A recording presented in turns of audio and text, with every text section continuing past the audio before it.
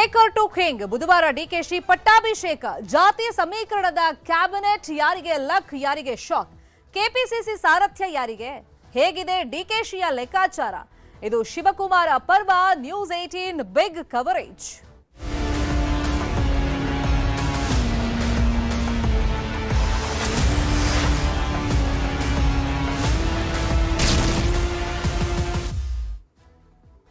CM ಆಗಿ ಪ್ರಮಾಣ ಸ್ವೀಕಾರಕ್ಕೆ DK Shivakumar ಬೇಕಾದಂತ ತಯಾರಿಗಳನ್ನ ಮಾಡಿಕೊಳ್ತಾ ಇದ್ದಾರೆ. ಅದಕ್ಕೆ ಮುಹೂರ್ತನೂ ನಿಗದಿಯಾಗಿದೆ. ಬುಧವಾರ ಲೋಕಭವನದಲ್ಲಿ ಪ್ರಮಾಣ ವಚನ ಸ್ವೀಕಾರ ಕಾರ್ಯಕ್ರಮ ನಿಗದಿಯಾಗಿದೆ. ಇವತ್ತು ಅಥವಾ ನಾಳೆ ದೆಹಲಿಗೆ ಭಾವಿ ಸಿಎಂ ವರಿಷ್ಠರಿಗೆ ಧನ್ಯವಾದವನ್ನ ಹೇಳೋದಕ್ಕೆ ತೆರಳುತ್ತಾರೆ ಅಂತ ಹೇಳಿ ಮಾಹಿತಿ ನ್ಯೂಸ್ 18ಗೆ ಲಭ್ಯವಾಗಿದೆ. ಅದರ ಜೊತೆಯಲ್ಲಿ ತಮ್ಮ ಟೀಮ್ ಹೆಂಗಿರಬೇಕು, ಯಾರ್ಯಾರು ಇರಬೇಕು, ಎಷ್ಟು ಗಟ್ಟಿಯಾಗಿರಬೇಕು ಅದನ್ನು ಡಿಸೈಡ್ ಮಾಡ್ಕೋಬೇಕಲ್ಲ, ಮತ್ತೆ ಹೈಕಮಾಂಡ್ ಇಂದ ಗ್ರೀನ್ ಸಿಗ್ನಲ್ ತಗೊಳ್ಬೇಕಲ್ಲ. ಸಂಪುಟ ರಚನೆ ಬಗ್ಗೆನೂ ಕೂಡ ಹೈಕಮಾಂಡ್ ನಾಯಕರ ಬಳಿಯಲ್ಲಿ ಸಮಾಲೋಚನೆಯನ್ನ ಮಾಡ್ತಾರೆ. ಹಾಗಾಗಿ ಒಂದು ಲಿಸ್ಟ್ ಅನ್ನ ರೆಡಿ ಮಾಡಿ ಇಟ್ಕೊಂಡಿದ್ದಾರೆ ಡಿಕೆ ಶಿವಕುಮಾರ್.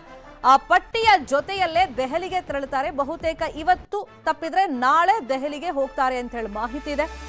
ಇನ್ನು ಮೊದಲ ಹಂತದಲ್ಲಿ 9 ಶಾಸಕರ ಪ್ರಮಾಣಕ್ಕೆ ಸಿದ್ಧತೆಗಳಾಗಿದೆ. ಅಂದ್ರೆ ಅವರೆಲ್ಲ ಸಚಿವರಾಗಿ. ಎರಡನೇ ಹಂತದಲ್ಲಿ ಉಳಿದ ಸ್ಥಾನಗಳ ಭರ್ತಿಗೆ ಸರ್ಕಸ್ ನಡೆಯುತ್ತೆ, ಆ ಪ್ರಕ್ರಿಯೆಗಳು ನಡೆಯುತ್ತೆ. ಅದಕ್ಕೆ ರಾಜ್ಯಸಭೆ ಚುನಾವಣೆ ಆದ್ಮೇಲೆ ಪೂರ್ಣ ಪ್ರಮಾಣದಲ್ಲಿ ಭರ್ತಿ ಮಾಡೋದಕ್ಕೆ ನಿರ್ಧಾರವನ್ನ ಮಾಡಲಾಗಿದೆ. ರಾಜ್ಯಸಭೆ ಪರಿಷತ್ ಸ್ಥಾನಗಳ ಚುನಾವಣೆ ಆದ್ಮೇಲೆ ಉಳಿದಂತ ಸ್ಥಾನಗಳನ್ನ ಭರ್ತಿ ಮಾಡಲಾಗುತ್ತೆ. ಈಗ ದೊಡ್ಡ ಚಾಲೆಂಜ್ ಇದೆ.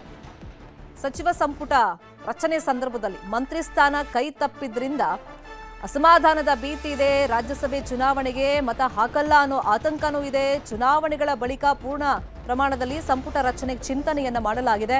ಮಂತ್ರಿ ಸ್ಥಾನಕ್ಕಾಗಿ ಆಕಾಂಕ್ಷಿಗಳಿಂದ ಭಾರೀ ಕಸರತ್ತು ನಡೀತಾ ಇದೆ. ಇವತ್ತು ಕೆಲವರು ದೆಹಲಿಗೆ ಹೋಗುವಂತ ಸಾಧ್ಯತೆಗಳಿದೆ.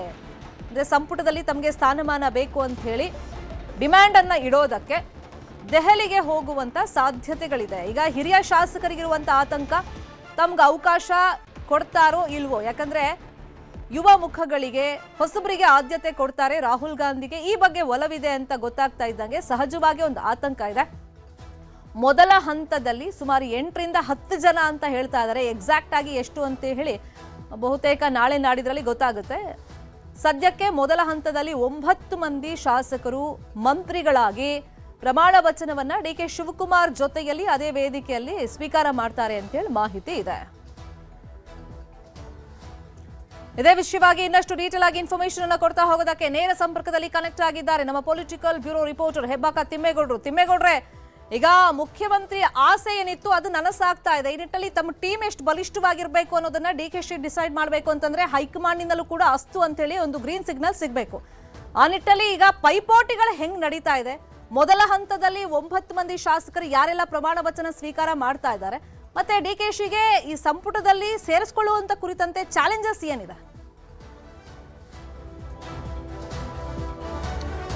ಕೆ ಶಿವಕುಮಾರ್ ಅವರಿಗೆ ಅನೇಕ ಸವಾಲುಗಳಿದ್ದಾವೆ. ಯಾಕಂತ ಹೇಳಿದ್ರೆ ಸಿಎಂ ಸಿದ್ದರಾಮಯ್ಯನವರ ಬಣದಿಂದಲೂ ಕೂಡ ಹಲವಾರು ಮಂದಿ ಆಕಾಂಕ್ಷಿಗಳಿದ್ದಾರೆ. ಇತ್ತ ಡಿ ಕೆ ಶಿವಕುಮಾರ್ ಬಣದಲ್ಲೂ ಕೂಡ ಡಜನ್ ಗಟ್ಟಲೆ ಆಕಾಂಕ್ಷಿಗಳಿದ್ದಾರೆ. ಯಾವ ರೀತಿಯಾಗಿ ಮತ್ತೊಂದು ಕಡೆಗೆ ಹೈಕಮಾಂಡ್ ಕೋಟಾದಡಿಯೂ ಕೂಡ ಸಾಕಷ್ಟು ಮಂದಿ ಸಚಿವಾಕಾಂಕ್ಷಿಗಳಿರ್ತಕ್ಕಂಥದ್ದು. ಈ ಮೂವರು ಅಂದರೆ ಈ 3 ಕೋಟಾದಡಿಯೂ ಕೂಡ ಸುಮಾರು 50ಕ್ಕೂ ಹೆಚ್ಚು ಮಂದಿ ಆಕಾಂಕ್ಷಿಗಳಿರ್ತಕ್ಕಂಥ ಹಿನ್ನೆಲೆಯಲ್ಲಿ 35 ಮಂದಿಯನ್ನು ಹೇಗೆ ಆಯ್ಕೆ ಮಾಡಿಕೊಳ್ಳುವಂಥದ್ದು ಅಂತ. ಹೀಗಾಗಿಯೇ ಇವು ಡಿ ಕೆ ಶಿವಕುಮಾರ್ ಅಂದರೆ ಏನು ಮುಖ್ಯಮಂತ್ರಿಯಾಗಿ ನಿಯೋಜಿತ ಮುಖ್ಯಮಂತ್ರಿಯಾಗಿರ್ತಕ್ಕಂಥ ಡಿ ಕೆ ಶಿವಕುಮಾರ್ ಅವರು ಇದೀಗ ನವದೆಹಲಿಗೆ ತೆರಳಿ ಏನು ಕಾಂಗ್ರೆಸ್ ಶಾಸಕಾಂಗ ಪಕ್ಷದ ನಾಯಕರಾಗಿ ಆಯ್ಕೆ ಮಾಡಿರ್ತಕ್ಕಂಥ ಹೈಕಮಾಂಡ್ಗೆ ಮತ್ತೊಂದು ಕಡೆಯಾಗಿ ರಾಹುಲ್ ಗಾಂಧಿ ಸೇರಿದಂತೆ AICC ನಾಯಕರಿಗೆ ಒಂದು ಕೃತಜ್ಞತೆಯನ್ನು ಕೂಡ ಸಲ್ಲಿಸೋದಕ್ಕೆ ಮುಂದಾಗಿದ್ದಾರೆ.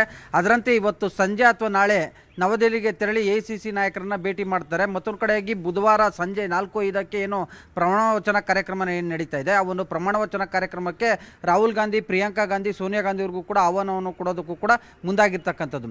ಇನ್ನುಳಿದಂತೆ ಏನು ಡಿ ಕೆ ಶಿವಕುಮಾರ್ ಅವರು ಏನು ಪ್ರಮಾಣ ವಚನ ಸ್ವೀಕಾರ ಮಾಡ್ತಾರೆ, ಅವತ್ತೇ 9 ರಿಂದ 11 ಮಂದಿ ಹಿರಿಯ ಶಾಸಕರುಗಳು ಸಚಿವರಾಗಿ ಪ್ರಮಾಣ ವಚನವನ್ನು ಸ್ವೀಕಾರ ಮಾಡುವಂಥ ಒಂದು ಸಾಧ್ಯತೆಗಳಿದ್ದಾವೆ. ಯಾಕಂತ ಹೇಳಿದ್ರೆ ಅವತ್ತು ಹಿರಿಯ ಶಾಸಕರು ಅವತ್ತು ಡಿ ಕೆ ಶಿವಕುಮಾರ್ ಅವರ ಸಂಪುಟದಲ್ಲಿ ಸೇರ್ಪಡೆ ಆಗಬೇಕು ಅನ್ನುವಂಥ ನಿಟ್ಟಿನಲ್ಲಿ ಇತ್ತ ಸಿಎಂ ಸಿದ್ದರಾಮಯ್ಯನವರು ಕೂಡ ಒತ್ತಡವನ್ನು ಹೈಕಮಾಂಡ್ ಮೇಲೆ ಒತ್ತಡವನ್ನು ಹಾಕಿದ್ದಾರೆ. ಮತ್ತೊಂದು ಕಡೆಯಾಗಿ ಹೈಕಮಾಂಡ್ ಸಂಪರ್ಕದಲ್ಲಿರ್ತಕ್ಕಂಥ ಹಿರಿಯ ಶಾಸಕರುಗಳು ಕೂಡ ಒತ್ತಡವನ್ನು ಹಾಕಿದ್ರು. ಸೊ ಹೀಗಾಗಿಯೇ ಡಿ ಕೆ ಶಿವಕುಮಾರ್ ಜೊತೆ 9 ರಿಂದ 11 ಮಂದಿ ಹಿರಿಯ ಶಾಸಕರು ಕೂಡ ಅವತ್ತು ಸಚಿವರಾಗಿ ಪ್ರಮಾಣ ವಚನವನ್ನು ಸ್ವೀಕಾರ ಮಾಡ್ತಾ ಇದ್ದಾರೆ. ಸಚಿವ ಅಂದರೆ KJ George, doctor G Parameshwar, Satish Jarkiholi, Zameer Ahmed Khan, UT Khader, Krishna Byregowda, Roopa Shashidhar, doctor Yathindra Siddaramaiah ಸೇರಿದಂತೆ ಸುಮಾರು 9 ರಿಂದ 11 ಮಂದಿ ಅವತ್ತು ಪ್ರಮಾಣ ವಚನವನ್ನು ಸ್ವೀಕಾರ ಮಾಡಲಿದ್ದಾರೆ. ಅಂದರೆ CM ಸಿದ್ದರಾಮಯ್ಯನವರು ಇದೀಗ ಪದತ್ಯಾಗವನ್ನು ಮಾಡಿರ್ತಕ್ಕಂಥ ಹಿನ್ನೆಲೆಯಲ್ಲಿ ಅವರ ಪುತ್ರ MLC ವಿಧಾನ ಪರಿಷತ್ ಸದಸ್ಯ ಡಾಕ್ಟರ್ ಯತೀಂದ್ರ ಸಿದ್ದರಾಮಯ್ಯನವ್ರಿಗೆ ಮಂತ್ರಿಯನ್ನಾಗಿ ಮಾಡೋದ್ರ ಮುಖಾಂತರ ಅವರ ಒಂದು ಮನವೊಲಿಕೆ ಮಾಡಲಾಗಿದೆ ಅನ್ನುವಂಥ ನಿಟ್ಟಲ್ಲಿ ಚರ್ಚೆ ಆಗ್ತಾ ಇರ್ತಕ್ಕಂಥದ್ದು. ಇನ್ನುಳಿದಂತೆ ಕಾಂಗ್ರೆಸ್ ಹಿರಿಯ ನಾಯಕ ಹಾಗೂ ಮಾಜಿ ಸಚಿವ KH ಮುನಿಯಪ್ಪನವರು ಅವ್ರನ್ನ ಸಚಿವ ಸಂಪುಟದಿಂದ ಕೈ ಬಿಡ್ತಾ ಇರ್ತಕ್ಕಂಥ ಹಿನ್ನೆಲೆಯಲ್ಲಿ ಅವರ ಪುತ್ರಿ KGF ಶಾಸಕಿ ರೂಪಾ ಶಶಿಧರ್ ಅವ್ರನ್ನ ಮಂತ್ರಿಮಂಡಲಕ್ಕೆ ಸೇರಿಸ್ಕೊಳ್ಳೋದಕ್ಕೂ ಕೂಡ ಮುಂದಾಗಿದ್ದಾರೆ. ಹಿರಿಯ ಕಾಂಗ್ರೆಸ್ ಈಗ KH ಮುನಿಯಪ್ಪನವರ ಕೋಟಾದಡಿ ಅವರ ಪುತ್ರಿ ರೂಪಾ ಶಶಿಧರ್ ಅವ್ರನ್ನ ಮಂತ್ರಿಯನ್ನಾಗಿ ಮಾಡೋದಕ್ಕೆ DK ಶಿವಕುಮಾರ್ ಕೂಡ ಒಪ್ಕೊಂಡಿದ್ದಾರೆ ಅಂತ ಹೇಳಲಾಗ್ತಾ ಇದೆ.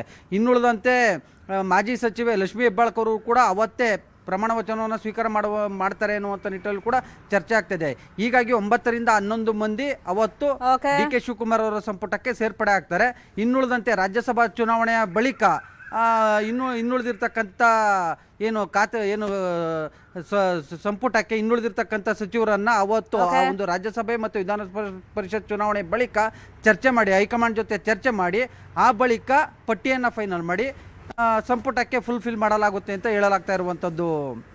ಯಾರಿಗೆ ಲಕ್ ಯಾರಿಗೆ ಶಾಕ್ ಅದನ್ನ ಫಾಲೋ ಅಪ್ ಮಾಡೋಣ. ಥ್ಯಾಂಕ್ ಯು ತಿಮ್ಮೇಗೌಡ್ರೆ ಈ ಕ್ಷಣದ ಮಾಹಿತಿಯನ್ನು ಕೊಟ್ಟಿದ್ದಕ್ಕೆ.